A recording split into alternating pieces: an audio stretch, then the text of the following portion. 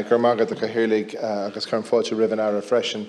Minister, I know that this is an area where you have done a lot of work and have progressed with a lot of ideas that we all recognise will improve the status quo for people who have been the victims of sexual harassment and, as other senators said, power games and the abuse of power by certain individuals in workplaces and in third-level institutions.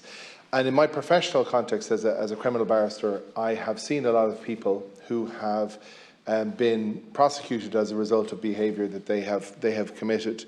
And in many of those cases, far too many cases, it is actually born out of ignorance. And there is an astonishing level of ignorance. It doesn't forgive the behaviour. But I think if there was more understanding of the effect that the behaviour had on individuals and the consequences that arise from the behaviour, people would think twice. And I think a lot of the work that your department has been doing has been very effective at bringing to the fore the issues around things like consent and an understanding of what it is to consent in real terms as opposed to acquiescence or submission. And that's an important difference, and it applies particularly to young men. They're not always the ones, but invariably, usually they are, and their victims are usually female, although of course it spans all kinds of people, and it is so pervasive. And recently I've been watching a Netflix program called Sex Education, and it is of course a dramatisation, but it is refreshing how openly they explore the issues that affect young people, how they talk about what young people are doing in real terms. And I think in Ireland we've come from a history where we're desperately afraid of discussing these issues, because we think that if we talk to young people about sex, it'll somehow encourage them to do it. But the news is they're doing it anyway. And if we talk to young people about sex, somehow that's going to inform them in a way that encourages more sexual activity. But as I say, they're doing it anyway. And wouldn't we be much better off if they knew about the pitfalls? One of the storylines in this sex education programme is about a girl who is sexually assaulted on the bus on the way to school. And the programme explores the deep psychological effect it has on her. She stops getting the bus. She feels bad about herself. She no longer wants to be with her boyfriend. And I think a lot of young men particularly don't understand how a casual act that they don't intend but has a deeply damaging effect on the person who is the victim of that act. And the wonderful thing about this programme is that it shows the real effect of sexual harassment, sexual assault, bad behaviour in the sexual context, criminal behaviour in a sexual context.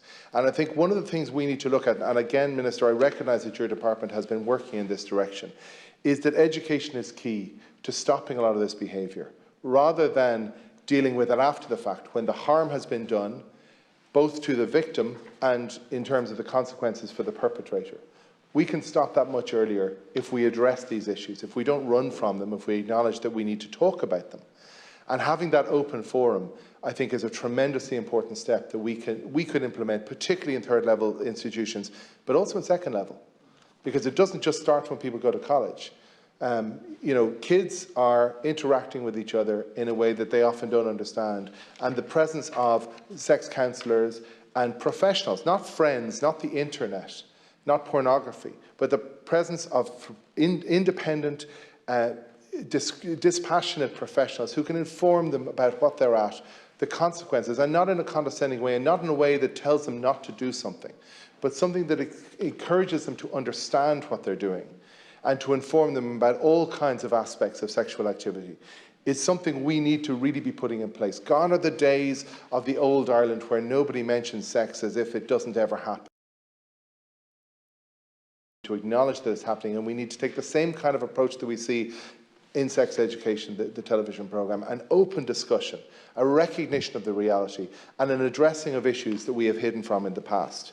So, Minister, without wishing to drag it on, I think that's really the main thing of what I want to say, because although this motion is about sexual harassment, and I know there's been a lot of discussion about NDAs, and I agree with what has been said about them, but actually I think there is an educational strain here that will help us stop a lot of this before it ever starts. If we can instill in, as I say, particularly young men, an understanding of the damage that they do when they behave a certain way, we could stop it before it ever starts and stop the damage that it causes as well. While I have you, Minister, I think there are lots of other issues we need to address in terms of an open discussion about things. For example, VAT on condoms. I know Young Fine Gael, for example, are conducting a campaign at the moment to remove VAT on condoms. It seems to me to make perfect sense. Again, the notion that we don't make condoms as available as they possibly can be is to somehow belie the notion that they're being used by young people, or not being used by young people in an even more dangerous thing.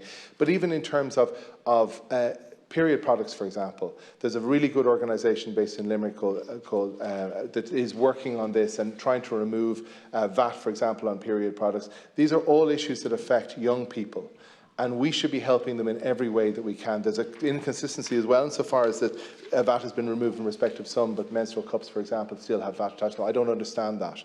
But there are multi-strand approaches to this that can solve problems and stop them before they start. I praise the work that you've done so far, but there's so much we can do to shine light on these issues and stop them before they start. Good morning.